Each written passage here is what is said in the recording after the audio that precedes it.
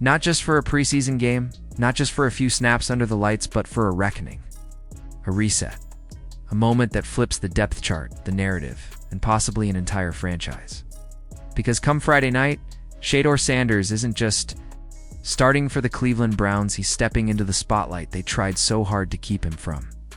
And the stakes couldn't be higher. Let's rewind. This wasn't the plan. It's not for the Browns. It's not for the front office.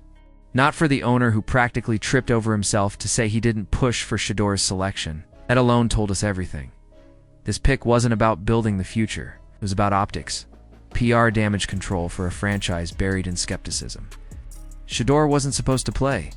He was supposed to disappear forth on the depth chart. It's buried behind fading veterans and flawed prospects. Joe Flacco, a relic from another era, was kept at the top of the roster. A nostalgia pick disguised as leadership.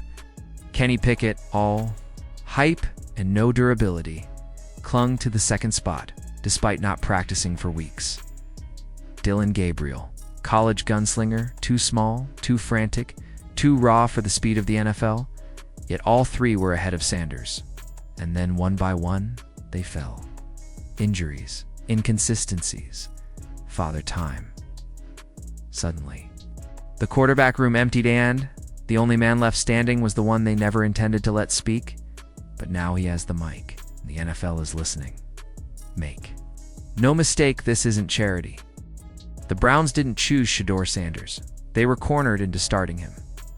Injuries and desperation forced their hand. But fate, as it turns out, is a ruthless editor. And it just flipped the script. What happens on Friday night is bigger than a preseason opener. It's a referendum on everything the Browns tried to cover up. Because if Shedeur shines, he commands the huddle, slices through the Panthers' defense, and plays with the poise that made him a legend at Jackson State and a force at Colorado, then all the excuses vanish. The talk about readiness, about system fit, about learning curves, it all crumbles. And in its place stands one undeniable truth. The Browns had the answer the whole time. They just refused to see it. Look at the journey. From scout team reps to starting QB in front of a national audience. From mimicking the opposing quarterback in practice to leading the charge against a live NFL defense. From being treated like a marketing ploy to potentially becoming the face of the franchise. This isn't just about football, it's about redemption. And let's talk about the disrespect, the kind that cuts deep. When Jimmy Haslam distanced himself from the pick, when whispers in the front office questioned Shadore's merit, when the depth chart read like satire that wasn't accidental. That was a system protecting itself. System not ready for a young, confident black quarterback with a last name that still echoes across highlight reels. This wasn't just doubt, it was politics. It was feared. So what did the Browns do? They signed Tyler Huntley. Not because they needed depth, not because they saw potential, but because they needed cover. A distraction. Someone safe. Someone quiet. A quarterback who wouldn't shake the walls if he had a good game. A ready-made excuse to slow play. Shadore's rise if the pressure got too loud. But even that might be too late.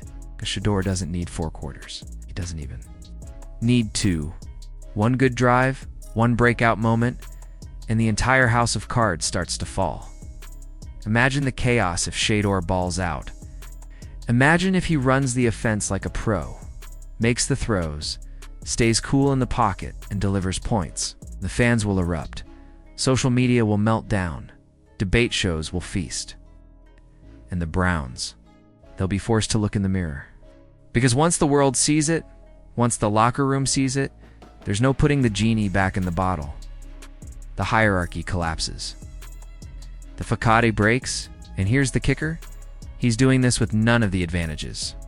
No chemistry with the ones, no full playbook, no protection. And still, he's ready. Because he's been preparing for this moment his entire life. Raised under a microscope, groomed by greatness, built through adversity. Every step of Shadore's career has been uphill. Now he's staring down the NFL's biggest proving ground with nothing to lose and everything to prove. The truth is, the Browns were never ready for this. They weren't ready for the headlines. They weren't ready for the shift. They weren't ready for a player who could command the spotlight without their permission. But that spotlight's coming anyway, and Shedeur is walking into it with fire in his eyes. This isn't just about a roster spot. It's about vindication. Every rep he didn't get, every comment that dismissed him as just Dion's son, every cynical take that called his rise a product of cameras, not talent. All of it builds toward Friday. And when he takes that field in Charlotte under those bright lights, every throw becomes a statement. Every snap, a counterpunch. Every touchdown, a reckoning. And if he delivers, the Browns won't be able to hide behind depth charts and veteran loyalty. They'll have to answer to the fans, to the media, to their own locker room. Because the questions won't stop. Why wasn't he given this chance sooner? Why did they draft him if they had no intention to play him? Why was he buried behind quarterbacks who couldn't move the chains? This is the danger of ignoring talent for too long. The danger of letting ego drive decision-making. Because eventually the game finds a way to expose the truth.